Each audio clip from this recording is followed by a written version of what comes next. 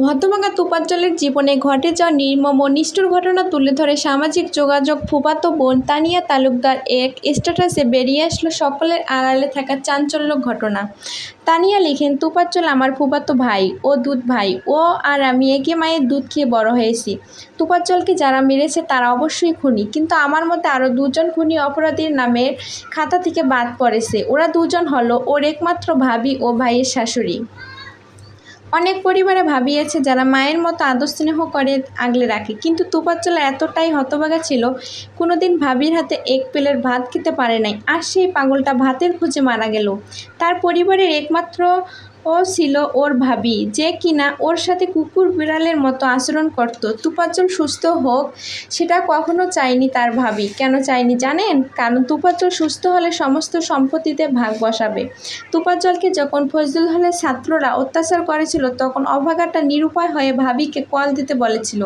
হয়তো ও ভেবেছিল ভাবির মনটা আমার জন্য একটু হলেও কাঁদবে। ওর ভাবি ফোন পেয়ে কী বলছিল জানেন?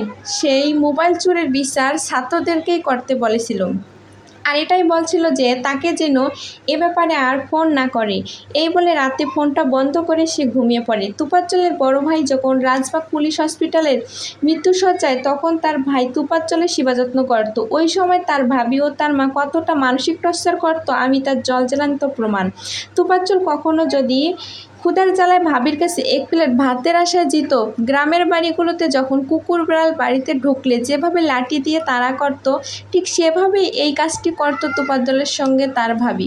তোফাজ্জলের ভাই পুলিশের অফিসার ছিল। সে জীবিত অবস্থায় মোটামুটি ভালো একটা সম্পত্তি রেখে গেছে, যেমন পেনশন, তিনটা জীবন বিমা, বিডিআর, 2-3টি দোকান, নাসির ভাইয়ের কিছু পার্সোনাল জমি রাখা তার বাবার সম্পত্তি। বলা ভালো, তার বাবা মায়ের একমাত্র সন্তান ছিল তার ভাবি। তোফাজ্জল সুস্থ হোক সে কখনো এটা চায়নি। তোফাজ্জলের বাবা মা প্রেমিকা হারিয়ে যখন পাগল প্রায়, ওর ভাই মানসিক ডক্টর দেখিয়েছে। সেটার জন্য কত না অশান্তি ছিল বউ আর শাশুড়ির সাথে। ওর পিছনে কেন টাকা নষ্ট করা হবে? তোফাজ্জল এক প্লেট ভাত খেতে বসলে কত না কথা শুনতে হতো। ওর ভাবি বলতো, এটা আমার স্বামীর উপার্জন, তুই উপার্জন করে খা। তোফাজ্জলের এক প্লেট ভাতের বড়ই অভাব ছিল। ওর ভাই যখন রাজবাগ পুলিশ হসপিটালে ভর্তি, আমি প্রায় রান্না করে নিয়ে যেতাম ভাইয়ের জন্য। ক্ষুধার্ত তোফাজ্জল ভাবির ভয়ে প্লেটে ভাত নিয়ে খেতে পারে নাই। আমাকে চোখের ইশারা দিয়ে বলতো ওকে যেন ভাত দেই। আসলে ক্ষুধার রাজ্যে পৃথিবীর গুপ্তময় পূর্ণিমার চাঁদ। কি বলবো কষ্টের কথা। ওর ভাই যখন অসুস্থ ছিল তাকে দেখতে অনেকেই ফল নিয়ে যেত। ফল না খাওয়ার কারণে পচে যেত। ওই ফল খাওয়ার অধিকার ছিল শুধু ওর ভাই, ভাবির আর বাচ্চার। একদিন ওর ভাবি ফল বের করতে গিয়ে একটা আঙ্গুল ফ্লোরে পড়ে যায়। আমার সামনে তখন তোফাজ্জল আঙ্গুলটি লুকিয়ে মুখে দেয়, আমাকে ইশারা দিয়ে বলে, অর্ধেক খাবি। এই দৃশ্য দেখে আমি হসপিটালের বাথরুমে গিয়ে কান্না করেছিলাম, কিন্তু প্রতিবাদ করতে পারি নাই। কারণ ওর ভাই বারবার অনুরোধ করত, তানিয়া দোয়াই লাগে কিছু বলিস না, তোফাজ্জলকে আল্লাহ দেখবেন। এরকম অত্যাচারের বর্ণনার হাদিসে একটা আছে যেটা বলে শেষ করা যাবে না। ওর ভাবি এতটাই নিষ্ঠুর যেটা চোখে না দেখলে বিশ্বাস করতে পারবে না। এখন আসল কথায় আসি। তোফাজ্জলের মৃত্যুর পরে একমাত্র গার্জিয়ান হিসেবে দাঁড়িয়েছে ওর একমাত্র ভাবি।